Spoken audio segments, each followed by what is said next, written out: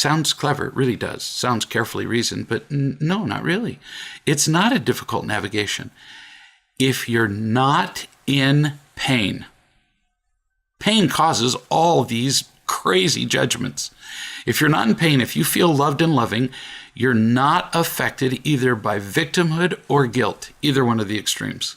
So what's the solution to navigate this impossible little fine line between these extremes? No.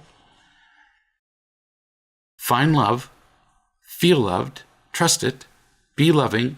There's no fine line.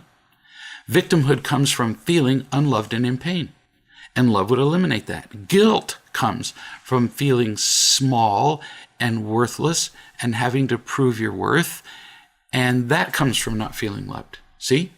Now, there's no navigating. Navigating makes it sound like a perilous effort.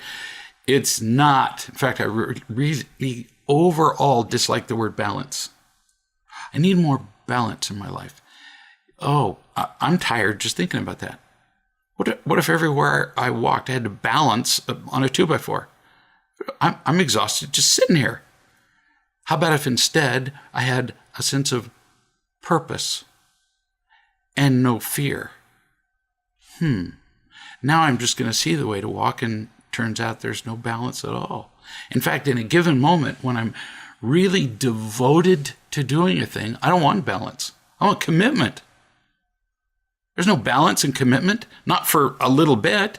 When I'm trying to lift a rock from one position to another, there's no balance in what I'm doing. I'm all in. And the same is true with loving.